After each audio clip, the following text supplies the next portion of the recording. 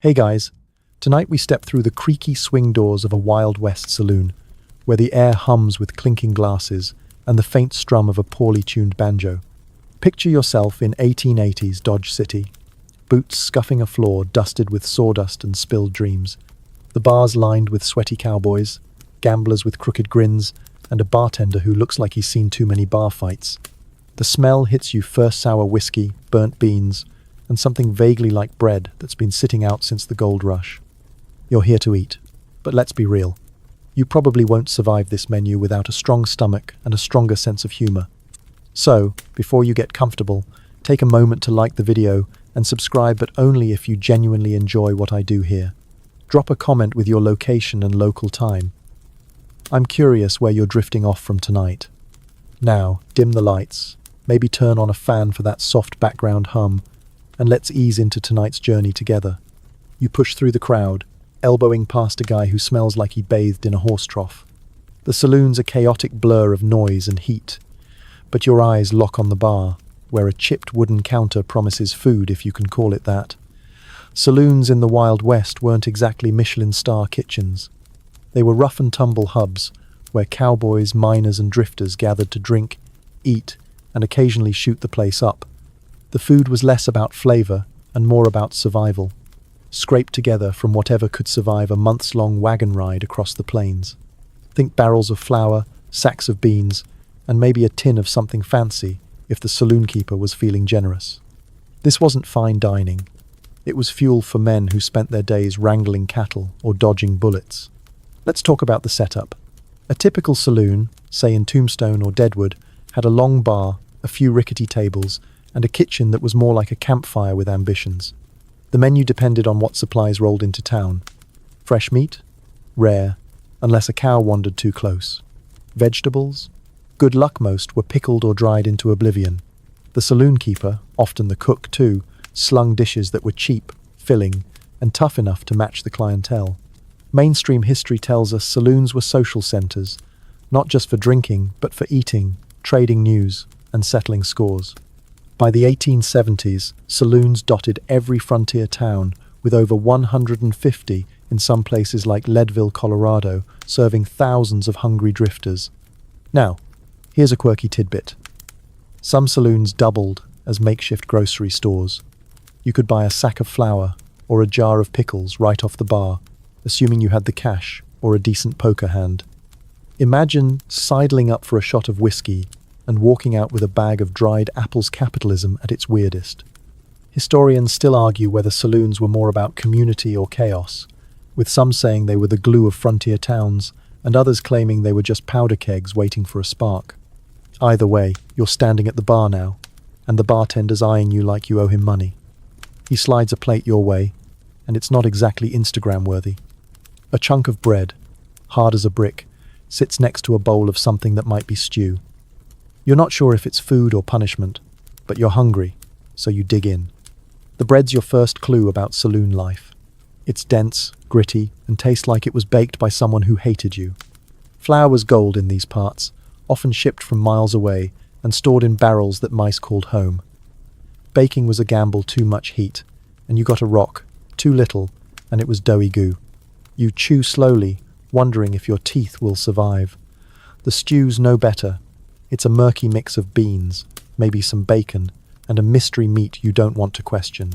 The texture's somewhere between soup and regret, but it's hot, and that's a win in a place where winters could freeze your boots to the floor.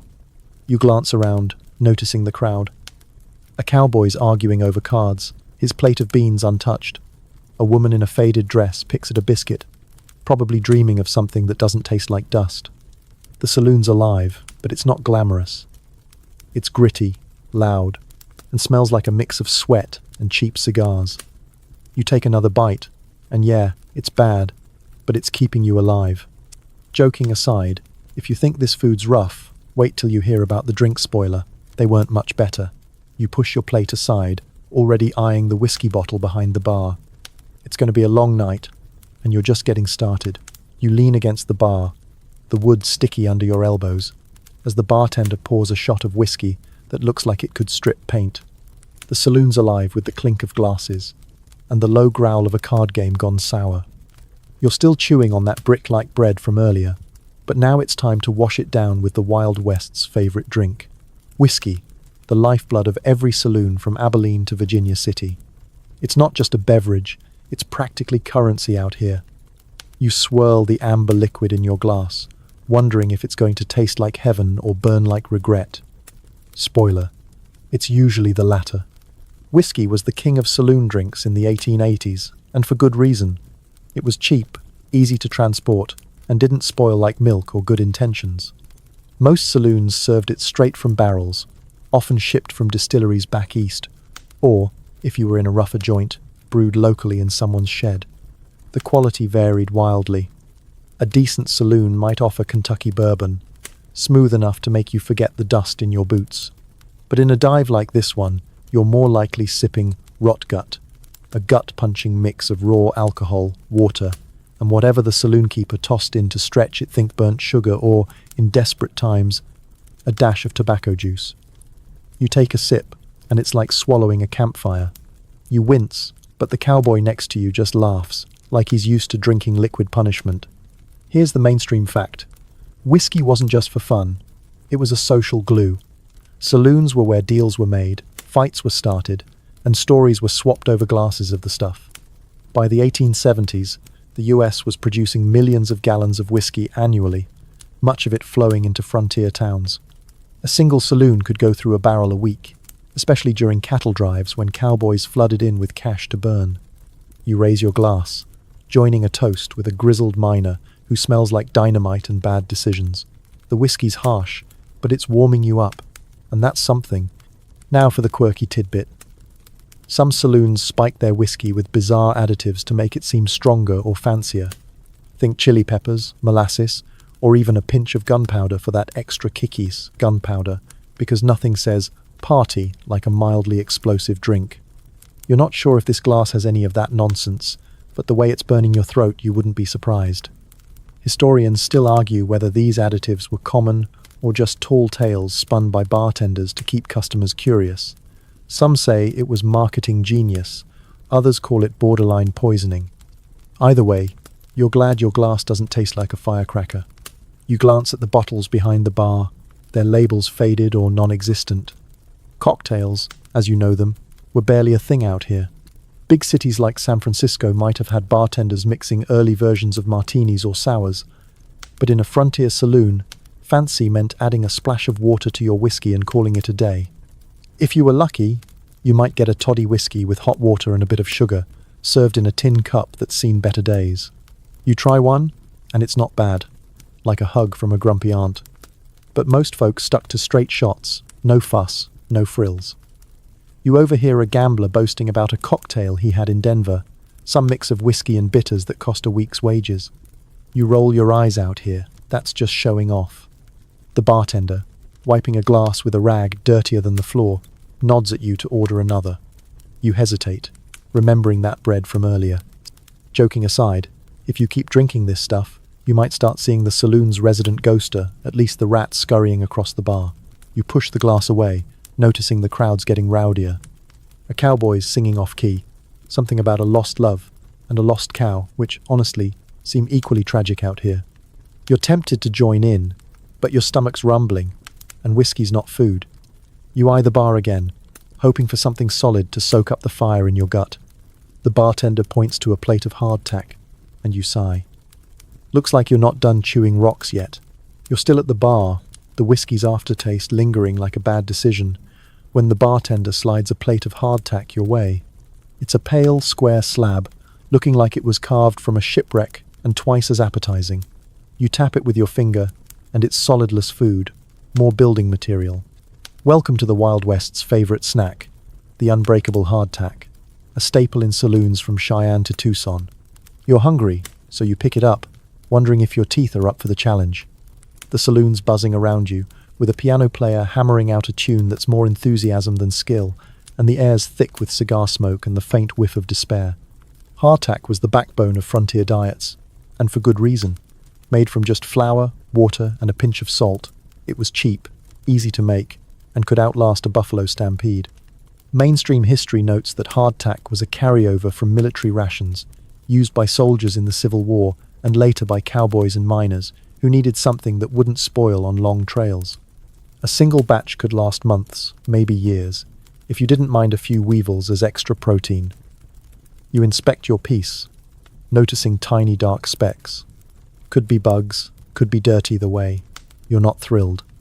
You take a cautious bite, and it's like chewing a sun-baked roof tile. Your jaw aches, but you keep going, because out here, hunger doesn't care about comfort. Here's the quirky tidbit. Some saloon patrons swore by soaking hardtack in whiskey to make it edible, turning a jawbreaker into a boozy mush. You're tempted to try it, but your last shot of rotgut is still burning a hole in your stomach, so you pass. Instead, you dunk it in a tin cup of water, which doesn't help much, it just tastes like wet cardboard now. Historians still argue whether hardtack was a lifesaver or a dental disaster, with some claiming it kept the frontier fed and others saying it was responsible for more broken teeth than bar fights. You're leaning toward the latter as you rub your jaw, wondering if you'll need a blacksmith to fix your molars later. You glance around the saloon, noticing others tackling their own hardtack with varying degrees of success. A miner across the bars chomping away, crumbs flying like sawdust, while a cowboy is using his to hammer a nail into a loose table, leg multitasking at its finest. You can't help but chuckle, which earns you a glare from the bartender, who's probably heard every hardtack joke in the book. Speaking of jokes, here's one. Why did the cowboy bring hardtack to the poker game? Because it was the only thing tougher than his bluff. You smirk, but the guy next to you doesn't get eyes, too busy trying to chip a piece off with his knife. The saloon's kitchen, if you can call it that, is just a corner with a wood stove and a pile of barrels. Hardtack didn't need much prep, which was perfect for a place where the cook was usually drunk or dodging bullets. You imagine the saloon keeper mixing dough with one hand while breaking up a fight with the other. Supplies came in on wagons, and flour was often riddled with bugs or cut with chalk to stretch it further. You're starting to see why hardtack was the go-to. It was food you could drop in the dirt, pick up, and still eat. Not that you're thrilled about it. You take another bite, and it's like gnawing on a grudge tough, but you're committed now. You push the plate aside, crumbs scattering like tiny tumbleweeds. The saloon's getting louder, with a card game teetering on the edge of violence. You're still hungry, and hardtack's not cutting it. You eye the bartender, hoping for something better, maybe those beans you've heard about. Joking aside, if hardtack's the best this place has, you might start eyeing the sawdust on the floor as a side dish. You lean back, the bar stool creaking, and brace yourself for whatever's next on this questionable menu. You're still nursing a sore jaw from that hardtack, the saloon's smoky haze curling around you like a lazy snake. The bartender, wiping a glass with that same grimy rag, nods toward a chipped bowl steaming on the counter. It's Beans, the Wild West's unofficial mascot, and they're calling your name. You scoop a spoonful, the reddish-brown mess glistening under the saloon's flickering oil lamps. The smell's earthy, with a hint of bacon grease and something you can't quite place, maybe hope, maybe despair. Either way, Beans were the heart of saloon grub, and you're about to find out why they were on every table from Deadwood to El Paso. Beans were the ultimate frontier food, cheap as dirt and just as plentiful. Mainstream history tells us that pinto beans, navy beans, or whatever could be hauled in a sack, were a staple for cowboys, miners, and anyone else scraping by in the 1880s. They were easy to cook, didn't spoil, and filled you up, even if they left you with, well, let's call it a musical after effect. You take a bite, and it's hearty, a little salty, with a texture that's half comfort, half challenge. The saloon's cook probably tossed in some bacon ends or salt pork, assuming they had any. If not, you're eating beans flavored with nothing but thyme and a rusty pot. Here's the quirky tidbit. Some saloons served beans with a side of folklore, claiming they were lucky for card players. You overhear a gambler muttering about how a good bowl of beans won him a horse last week. You're not sure if it's the beans or the whiskey talking, but you give him a nod, just in case. Historians still argue whether beans were a dietary cornerstone or just a lazy default, with some saying they fueled the West's expansion and others insisting they were a sign of how desperate things got. You scoop another bite, and yeah, desperation's starting to feel plausible. The beans are warm, which is a small mercy in a place where the wind rattles the windows like it's trying to break in. You notice the crowd around you cowboys hunched over their bowls, spoons clinking like a chorus of bad decisions. The saloon's alive, but it's a tired kind of alive, like everyone's just trying to make it through another day. You catch a whiff of the beans' smoky undertone, probably from a fire that's been burning since breakfast. Cooking out here was no joke. A saloon's kitchen was often just a stove in the back, tended by someone who'd rather be dealing cards. Beans simmered for hours, sometimes days, soaking up whatever flavors the cook could scrounge onions if they were lucky, chili peppers if they were bold. Speaking of bold, here's a joke for you. Why did the cowboy order beans every night? Because he wanted to be the loudest guy at the campfire. You smirk, but the miner next to you just grunts, too focused on his bowl to care. You're starting to get why beans were king. They were reliable, like that one friend who's not fun but always shows up. A single sack could feed a saloon for weeks, and when supplies ran low, you could stretch them with water or, in a pinch, some questionable broth. You're not sure what's in this batch, but it's keeping you going, even if your stomach's already staging a small revolt.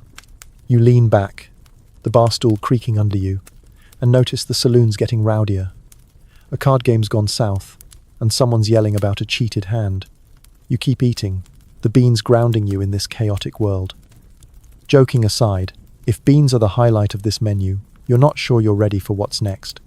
You glance at the bartender, who's stirring a pot of something murky. Stew, maybe?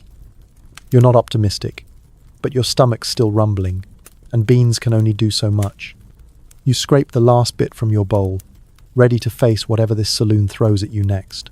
You're still hunched over the bar, the empty bean bowl pushed aside, its lingering warmth a faint comfort in this drafty saloon. The air's thick with cigar smoke and the sharp tang of spilled whiskey, while a cowboy's off-key singing competes with the clatter of poker chips. The bartender, looking like he's one bad day from joining a cattle drive, slides a bowl of stew your way. It's a murky, brownish slop, with chunks of something floating in it, meat, you hope, but you're not betting on it. The steam carries a greasy, slightly gamey smell, and you're already questioning your life choices. This is Saloon stew, the Wild West's culinary wildcard, and you're about to dive into the mystery of what's simmering in that pot. Stews were a saloon staple, a catch-all for whatever the cook could scrounge up. Mainstream history tells us that by the 1880s, frontier towns relied on stews to stretch meager supplies, especially in winter when fresh food was scarcer than an honest card game. You dip your spoon, stirring up bits of potato, maybe an onion, and something that looks like it once had a pulse. The meat's the big question mark. Could be beef from a local ranch, pork if the saloon keeper splurged, or more likely something wild like jackrabbit or venison. You take a bite, and it's chewy, with a flavor that's more survival than savory. It's not awful, but it's not winning any awards either. Here's the quirky tidbit. Some saloons were rumored to toss in mystery meat that nobody asked too many questions about. Think prairie dog, rattlesnake, or even a stray coyote, if times were tough. You glance at the bartender, half expecting him to wink and say, "Don't ask." You're not sure if this stew's hiding any surprises, but the texture's making you suspicious. Historians still argue whether these wilder meats were common or just tall tales to scare greenhorns, with some saying they were a last resort and others claiming saloons served them to cut costs. You chew slowly, hoping it's just beef, and not something that was slithering last week. The stew's warm, at least, and in a place where the wind howls like it's got a personal grudge, that's worth something. You notice the other patrons digging into their own bowls, some with grim determination, others like they're too drunk to care. The saloon's kitchen is just a smoky corner, with a pot bubbling over a fire, tended by a cook who's probably doubled as the bouncer. Ingredients came from whatever wagon rolled in last, maybe. A slab of salt pork, a few wilted vegetables, or a hunk of game dropped off by a hunter. You're starting to see why stews were popular. They hid a multitude of sins, like tough meat or questionable hygiene. Speaking of hygiene, here's a joke. Why did the saloon stew taste so wild? Because the cook threw in everything but the kitchen sink and the sink was tempted. You chuckle, but the miner next to you just grunts, slurping his stew like it's his last meal. You're not sure if he's brave or just starving. You take another spoonful, trying to focus on the potato and not the chewy bits. The broth's thick, probably from flour or cornmeal, and it's sticking to your ribs, which is the whole point. Out here, food wasn't about taste. It was about keeping you upright for another day of wrangling cattle or dodging bullets. You glance around, the saloon's chaos swirling like the stew in your bowl. A card game's getting heated, and someone's accusing someone else of cheating again. You're just glad to have something warm in your stomach, even if it's a culinary gamble. Joking aside, if this stew's the main course, you're starting to miss those beans from earlier. You push the bowl aside, eyeing the bar for something else to distract you from the aftertaste. The bartender's stirring another pot, and you're already bracing yourself for whatever's next on this frontier menu. You're still at the bar, the mystery stew settling in your stomach like a questionable houseguest, while the saloon hums with the clatter of tin cups and the occasional shout from a losing poker hand. The air's heavy with the scent of smoke and sweat, and you're trying to shake off the aftertaste of whatever you just ate. Your eyes drift to a plate of biscuits on the counter, small, pale lumps that look like they were dropped from a great height and left to fossilize. The bartender nudges one toward you, and you pick it up, feeling its weight like a stone you'd skip across a creek if the creek wasn't frozen solid. Welcome to the world of saloon biscuits, where flour and grit were the main ingredients, and flavor was just a rumor. Biscuits were a frontier go-to, especially in saloons where the cook needed something quick to keep hungry patrons from starting a riot. Mainstream history tells us that by the 1880s, biscuits were a staple across the West, made from flour shipped in barrels over long, dusty trails. You break the biscuit in half, and it crumbles like a bad promise, leaving a trail of floury dust on your hands. It's dry, denser than the hardtack you tackled earlier, and tastes like it was baked by someone who forgot what joy feels like. You chew, and it's a workout, but it's food, and out here, that's enough. Here's the quirky tidbit. Some saloon biscuits were so tough that cowboys used them as makeshift plates, piling beans or stew on top to make them edible. You're tempted to try it, but your jaw's still recovering from the hardtack, and you're not feeling that adventurous. Historians still argue whether biscuits were a practical choice or a culinary failure, with some saying they were a cheap way to feed a crowd, and others insisting they were just flour's revenge on humanity. You take another bite, and yeah, revenge feels about right. The saloon's kitchen, if you can call it that, is a chaotic corner of pots and barrels, with flour sacks stacked like sandbags against a flood. Baking was a gamble out here, too much heat, and your biscuits turned to rocks, too little, and they were doughy clumps. Flour was precious, often cut with sawdust or chalk to stretch it further, which explains why this biscuit tastes like it's holding a grudge. You notice a cowboy across the bar crumbling his biscuit into his coffee, probably hoping to soften it or just drown the flavor. You're not sure if he's a genius or just desperate, but you give him a nod for effort. Speaking of effort, here's a joke. Why did the biscuit join the saloon band? Because it was the only thing harder than the drummer's beat. You smirk, but the gambler next to you just stares, too busy eyeing his cards to care. You're starting to get the rhythm of this place. Eat what's in front of you, don't ask questions, and hope for the best. The biscuit's not great, but it's filling, and in a saloon where the next meal might be hours away, that's a win. You wash it down with a swig of water, which tastes faintly of rust, probably from the tin cup. The saloon's getting louder, with a piano player banging out a tune that's more noise than music. You glance around, noticing the crowd's a mix of weary travelers and locals who look like they've been here since the town was built. The biscuits are a reminder of how tough life was out here. Food wasn't about pleasure, it was about survival. Joking aside, if biscuits are the best this place can do, you're starting to wonder if that mystery stew was a step up. You push the plate aside, crumbs scattering like tiny gravestones, and eye the bar for something new. The bartender's polishing a glass, but you're pretty sure it's just for show. Whatever's next, you're readier, at least you're too hungry to care. You're still perched at the bar, the biscuit's crumbs clinging to your fingers like stubborn memories of that tough chew. The saloon's alive with the clink of glasses and a cowboy's slurred argument about who owns a stray mule outside. The air's thick, smoky, and smells faintly of grease and broken dreams. Your stomach's grumbling again, not thrilled with the biscuit's contribution, when the bartender plunks down a small tin plate with something unexpected. A pile of slimy, greyish oysters, glistening like they just washed up in this landlocked dust bowl. You blink, wondering if the whiskey's playing tricks on you. Oysters in the middle of the Wild West? This is the kind of saloon surprise that makes you question reality, but you're curious, so you lean in. Oysters were a bizarre luxury in frontier saloons, a taste of the high life for cowboys and miners who could afford them. Mainstream history tells us that by the late 1870s, canned oysters from coastal cities like San Francisco or Baltimore were shipped inland, packed in brine and ambition. You pry one open with your fork, the texture slick and the smell briny, like a whiff of the ocean you're nowhere near. It's not fresh nothing this far from the coast could be, but it's a change from beans and biscuits. You swallow, and it's oddly refreshing, like a telegram from a fancier world. Here's the quirky tidbit. Some saloons advertised oyster suppers to lure in big spenders, serving these tin treasures with crackers and a side of bravado. You overhear a gambler bragging about eating a dozen in one sitting, claiming it made him unbeatable at poker. You're not sure if it's the oysters or his ego talking, but you let it slide. Historians still argue whether oysters were a genuine delicacy or just a marketing ploy, with some saying they brought sophistication to the frontier and others calling them a pricey gimmick for gullible drifters. You take another bite, and gimmick or not, it's a nice break from the usual grit.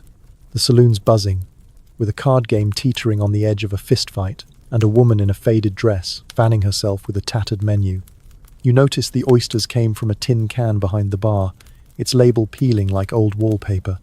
Shipping them out here was no small feat. Wagons or early railroads carried these cans across mountains and deserts, often at a cost that made them pricier than whiskey. You're eating something that probably cost more than your horse, which is a wild thought in a place where a bowl of beans is standard fare. The bartender, catching your expression, smirks like he knows you're out of your depth. Speaking of depth, here's a joke. Why did the oyster end up in a saloon? It heard there was a shell of a party.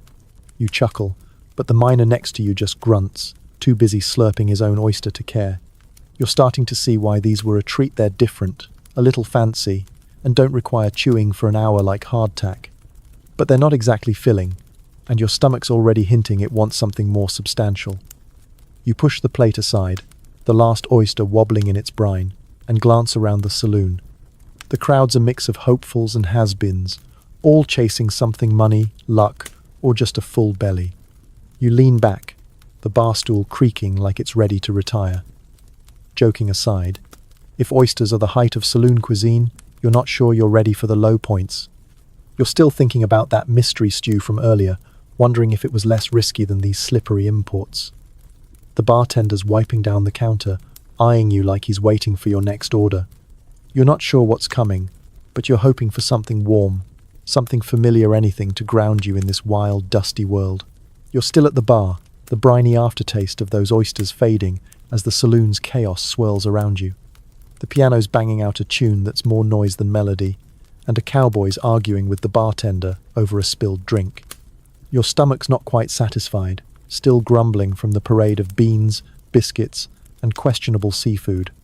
The bartender, wiping his hands on that ever-present rag, slides a chipped mug your way, filled with a dark, steaming liquid that smells like burnt earth and determination. It's coffee, black as the night outside and twice as bitter. You wrap your hands around the mug, feeling the heat through the tin, and brace yourself for a sip. This is saloon coffee, the fuel that kept cowboys awake through cattle drives and long nights of bad decisions. Coffee was a lifeline in the Wild West, as essential as whiskey, but less likely to start a brawl.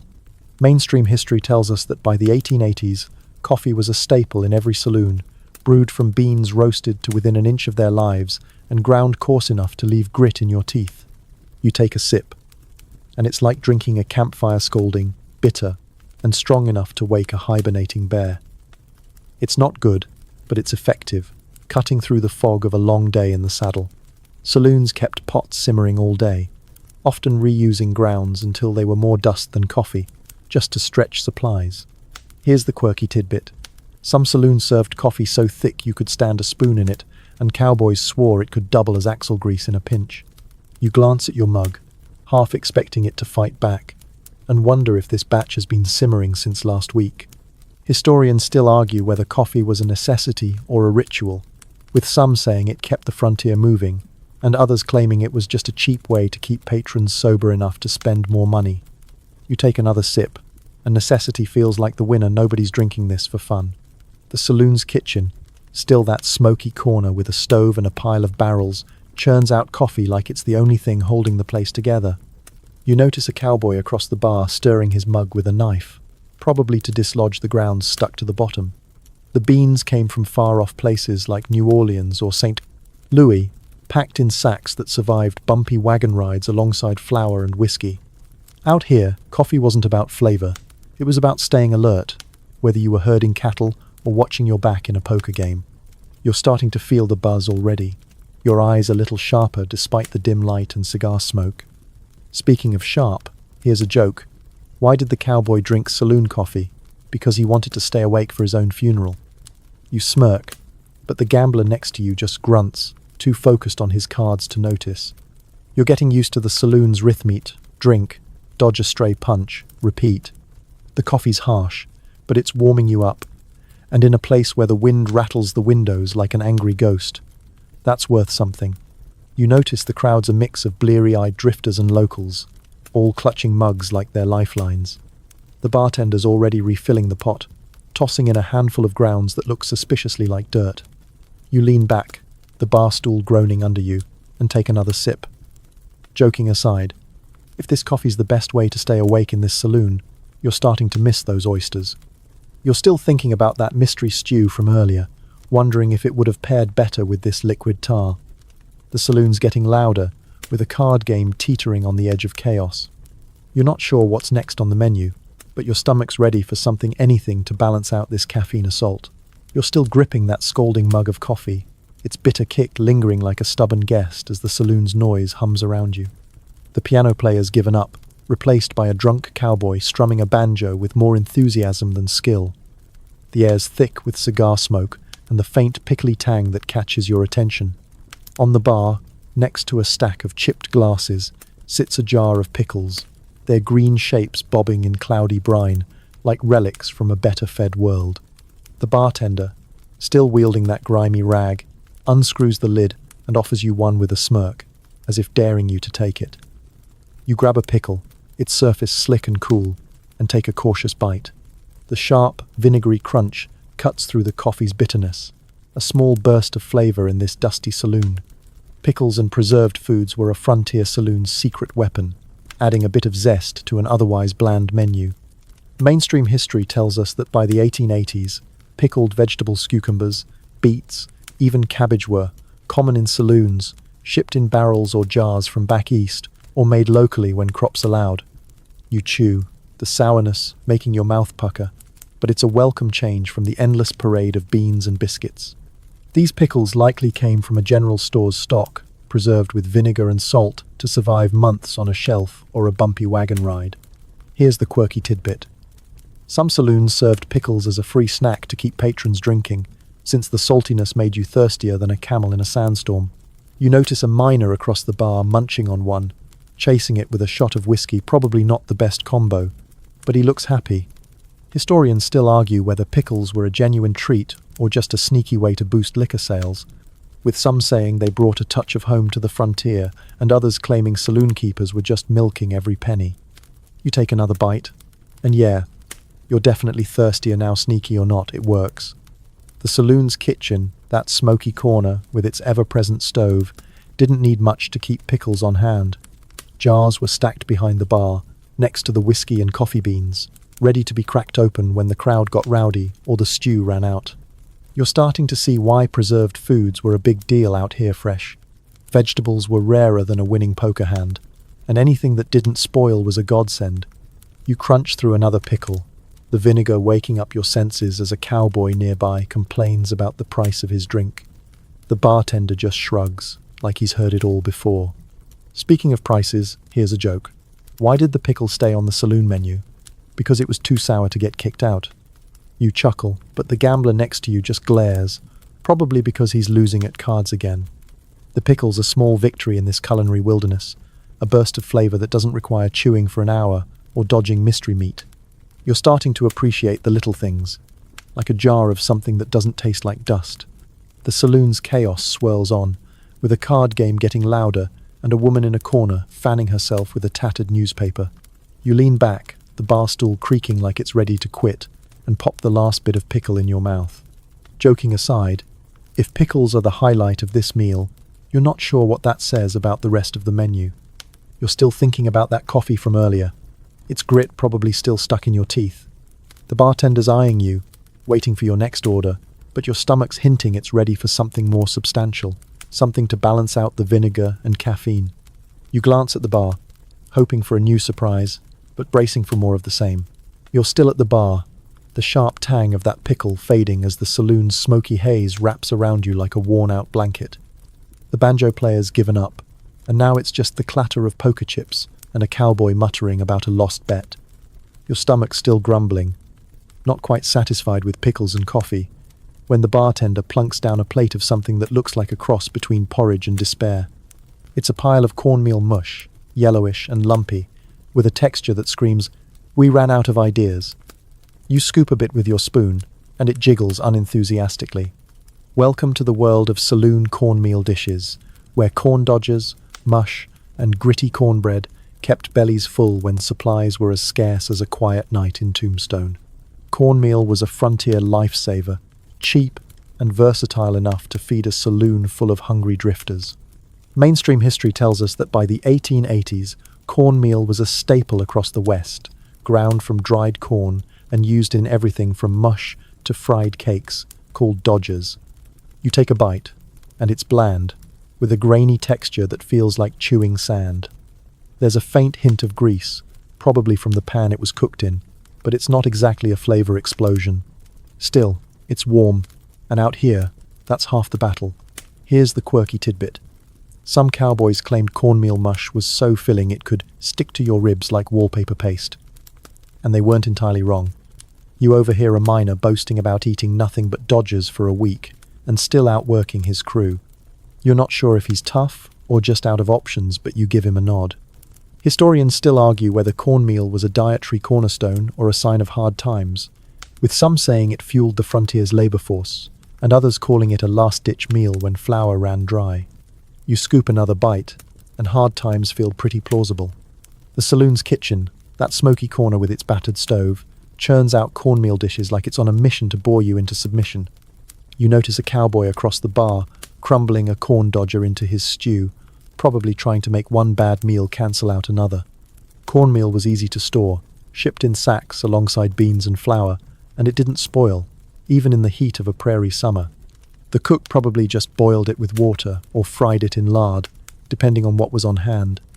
You're eating the result of necessity, not creativity, but it's keeping you going, which is the whole point out here. Speaking of necessity, here's a joke. Why did the cornmeal mush sit alone at the saloon? Because it couldn't find its grain match. You smirk, but the gambler next to you just grunts, too busy losing at poker to care. You're starting to get why cornmeal was everywhere. It's cheap, it's filling, and it doesn't complain when you cook it badly. You take another spoonful, the mush sticking to your teeth like it's planning to move in. The saloon's getting rowdier, with a card game teetering on the edge of a fight, and a woman in a faded dress fanning herself with a tattered wanted poster. You lean back, the bar stool creaking like it's begging for mercy, and push the plate aside. Joking aside, if cornmeal mush is what's keeping this saloon fed, you're starting to miss those pickles from earlier. You're still thinking about that coffee, its bitter grit probably still haunting your mug. The bartender's eyeing you, waiting for your next order, but your stomach's ready for something with a bit more personality. You glance at the bar, hoping for a surprise, but bracing for another round of frontier survival food. You're still slumped at the bar, the cornmeal mush sitting heavy in your stomach like a brick with ambitions. The saloon's a swirl of noise poker chips clinking, a cowboy cursing his luck, and the faint creak of floorboards under restless boots. The air's thick with smoke and the lingering scent of grease, but a new smell cuts through, sharp and sweet, like a secret whispered in a crowd. The bartender, still clutching that rag like it's his best friend, pulls a cloudy bottle from under the counter and pours a shot of something that looks like trouble. It's moonshine, the Wild West's outlawed elixir, and you're about to taste the illicit side of saloon life. You swirl the clear liquid, its fumes stinging your nose like a warning, and brace yourself for a sip. Moonshine was the saloon's risky little secret, served under the table when whiskey ran low or the law wasn't looking. Mainstream history tells us that by the 1880s, moonshine homemade, high-proof alcohol was common in frontier towns, despite efforts to regulate liquor sales. You take a sip, and it's like swallowing a lightning bolt, burning all the way down. It's not smooth, not even close, but it's got a raw kick that makes the coffee from earlier seem tame. This stuff was brewed in hidden stills, often by locals who knew more about distilling than staying out of jail. Here's the quirky tidbit. Some moonshine recipes included odd ingredients like fruit scraps or even molasses, giving each batch a flavor as unpredictable as a saloon brawl. You overhear a cowboy bragging about a batch he tried in Montana that tasted like apples and regret. You're not sure if your shot has any fruity notes, but regret's definitely on the menu. Historians still argue whether moonshine was a rebellious act or just a cheap workaround, with some saying it fueled the frontier's independent spirit, and others claiming it was a health hazard that sent more than a few to early graves. You take another sip, smaller this time, and wonder if your stomach will forgive you. The saloon's kitchen or lack thereof didn't bother with moonshine production, but the bartender probably knew a guy who knew a guy with a still in the hills. You notice a miner slipping the bartender a coin for a quick pour, both glancing around like they're dodging a sheriff. Moonshine was risky business. Temperance movements were gaining steam, and some towns cracked down on unlicensed liquor. But out here, where rules were more like suggestions, a shot of moonshine was worth the gamble.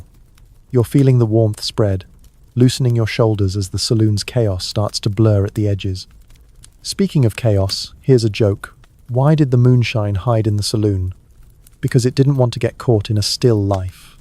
You chuckle, but the gambler next to you just grumbles, probably because he's down to his last chip. The moonshine's hitting you now, making the flickering oil lamps seem a little brighter, the crowd a little friendlier. It's not exactly a meal, but it's a distraction from the cornmeal mush and that mystery stew from earlier. You're starting to see why folks risk the law for this stuff. It's a quick escape from the grind of frontier life. You lean back, the bar stool groaning like it's ready to retire, and set the glass down. Joking aside, if moonshine's the highlight of this night, you're not sure you're ready for what's next.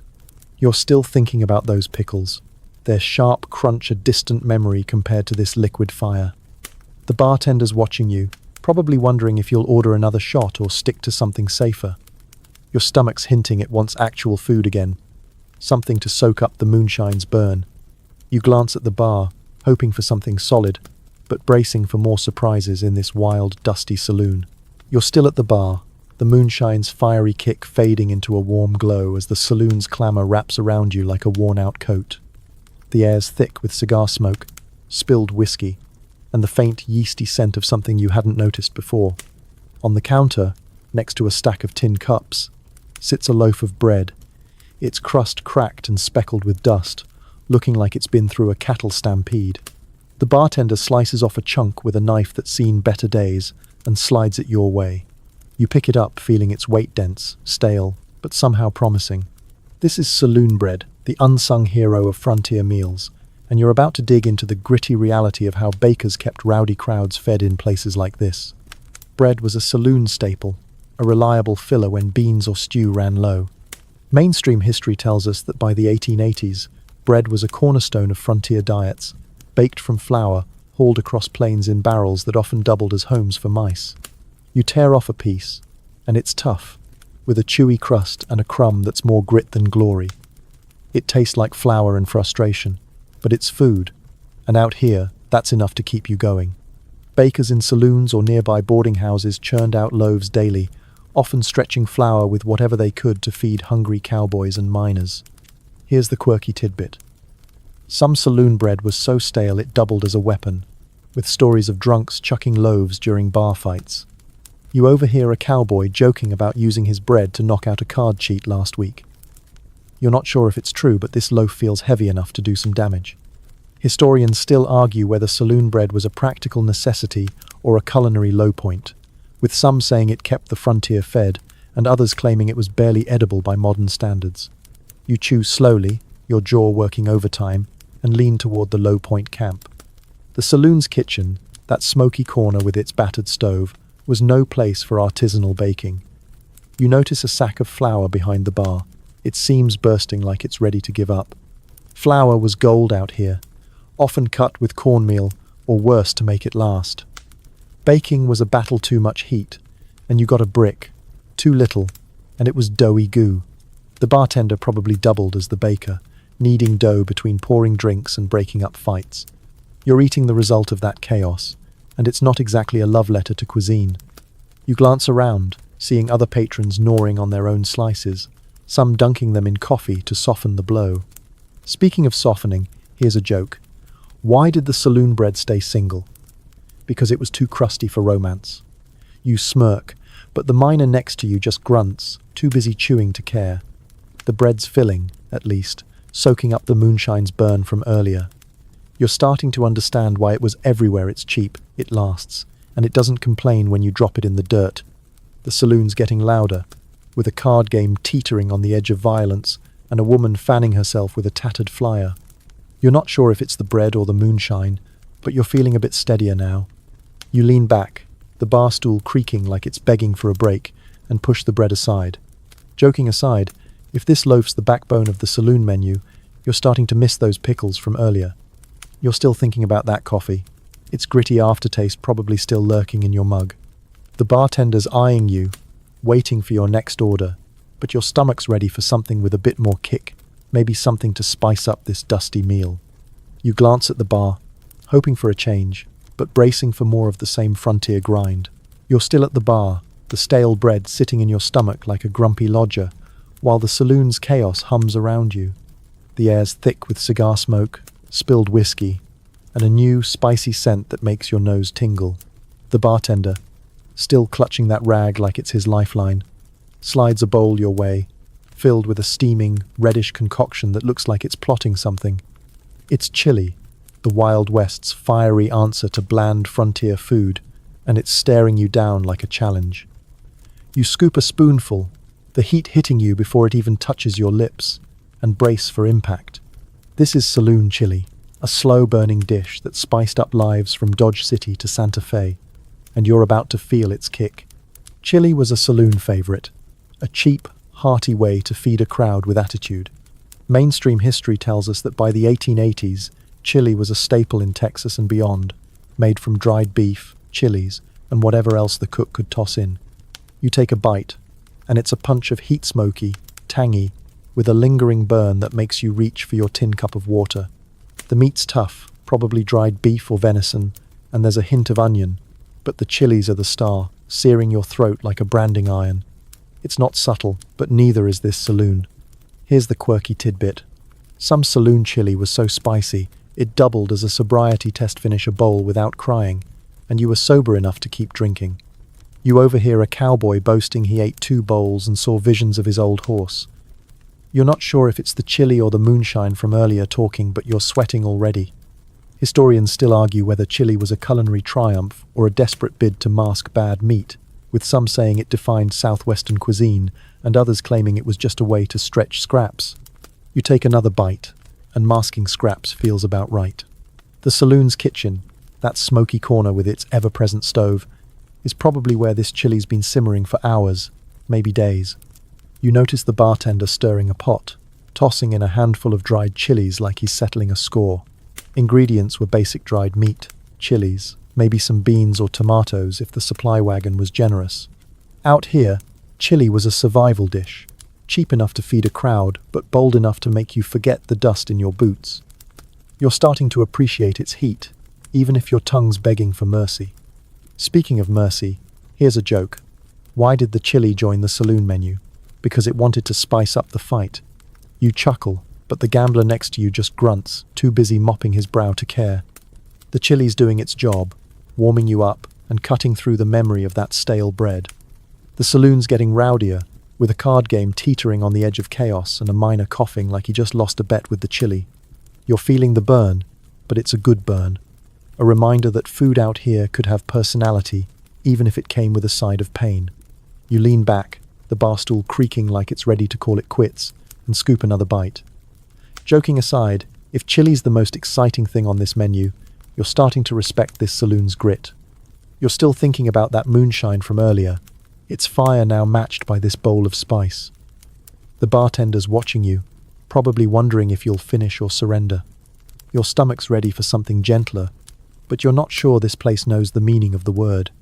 You glance at the bar, hoping for a break from the heat, but bracing for whatever's next in this wild, dusty feast. You're still at the bar, the chili's heat lingering in your throat like a stubborn guest, while the saloon's chaos swirls around you. The air's heavy with smoke, sweat, and the faint sweetness of something unexpected. The bartender, still gripping that rag like it's his only friend, sets a small plate in front of you, holding a sad, shriveled slice of pie that looks like it's seen better days. It's a rare saloon dessert, a whisper of sweetness in a world of grit and spice. You poke it with your fork, and the crust flakes like old parchment, revealing a filling that might be apple or might just be wishful thinking. Welcome to the scarce world of Wild West sweets, where sugar was rarer than a straight answer in a poker game. Desserts were a luxury in frontier saloons, reserved for special occasions or flush patrons with cash to burn. Mainstream history tells us that by the 1880s, sugar was a precious commodity in the West, often costing more than whiskey due to its long journey from coastal refineries. You take a bite, and it's dry. The filling a faint echo of fruit, maybe apple or dried peach, sweetened with molasses or a stingy pinch of sugar. It's not great, but it's a change from the chili's fire, and out here, that's a small miracle. You chew slowly, savoring the hint of sweetness like it's a letter from home. Here's the quirky tidbit. Some saloons offered pie socials, where a slice of pie came with a dance from a barmaid, doubling as a fundraiser for the town's church or school. You overhear a miner chuckling about a pie social in Cheyenne where the pie was better than the dancing. You're not sure if this slice is worth a waltz, but you're grateful for it anyway. Historians still argue whether desserts were a genuine treat or just a way to fleece big spenders, with some saying they brought a touch of civility to the frontier and others claiming they were barely edible status symbols. You take another bite, and status symbol feels generous. This pie's more survival than splendor. The saloon's kitchen, that smoky corner with its battered stove, rarely bothered with desserts. You notice a dusty tin of molasses behind the bar, probably the only sweetener the cook could scrounge. Baking a pie out here was a logistical nightmare fresh. Fruit was a fantasy, so cooks used dried apples or peaches, rehydrated into a mushy approximation of filling. The crust, made from the same gritty flour as that bread from earlier, is tough enough to make you miss the biscuits. You're eating a testament to ingenuity, or maybe just desperation, but it's hitting a spot the chili couldn't reach. Speaking of spots, here's a joke. Why did the pie hide in the saloon? Because it didn't want to get eaten by a crusty cowboy. You smirk, but the gambler next to you just grunts, too busy losing at cards to care. The pie's a rare treat, a reminder that even in this dusty chaos, someone tried to make something special. The saloon's getting louder, with a card game teetering on the edge of a brawl and a woman fanning herself with a tattered menu. You're starting to feel the weight of the night, the parade of beans, chili, and now this pie settling in your stomach like a story you're not sure you'll finish. You lean back, the bar stool creaking like it's ready to retire, and push the plate aside. Joking aside, if this pie is the sweetest thing this saloon's got, you're starting to miss that chili's kick. You're still thinking about those pickles from earlier, their sharp crunch a distant memory. The bartender's watching you, probably wondering if you'll order something else or just call it a night. Your stomach's full, but your curiosity's not. There's still more to this saloon's story. And you're ready to see it through. You're still at the bar, the faint sweetness of that pie lingering like a half-forgotten dream, while the saloon's energy winds down around you. The air's heavy with cigar smoke, the clink of glasses has softened, and the cowboy who was yelling about a mule is now slumped over a table, snoring. The bartender, still clutching that rag like it's his lifeline, wipes down the counter, his movements slower now, as if the night's finally caught up with him. Your stomach's full beans, chili, pie, and all the rest, settling like a patchwork quilt of questionable choices. You lean back, taking in the saloon's fading chaos, and start to reflect on how food and drink weren't just sustenance here, they were the threads that tied this rough frontier community together. This is the last call, the final bite, and you're ready to linger a little longer in this dusty world. Mainstream history tells us that saloons in the 1880s were more than just places to eat and drink. They were the heartbeat of frontier towns, where cowboys, miners, and drifters swapped stories, settled scores, and found a fleeting sense of belonging. You look around, seeing the worn tables and chipped glasses, each one holding a piece of someone's story. The food gritty bread, fiery chili, even those tinned oysters wasn't just about filling bellies.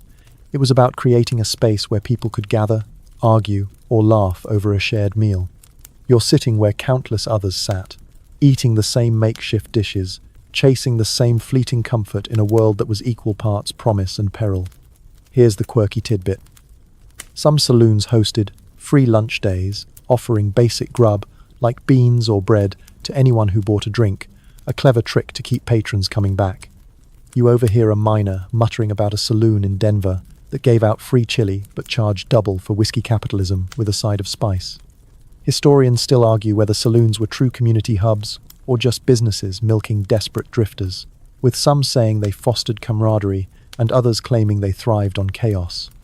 You glance at the crowd, now thinning as the night grows late, and figure it was probably a bit of both.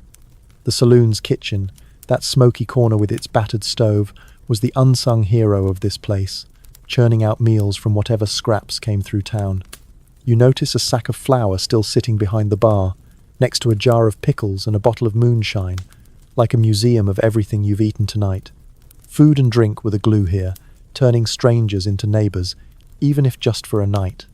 You're feeling it now, the weight of the meal, the warmth of the whiskey, the faint buzz of coffee still lingering.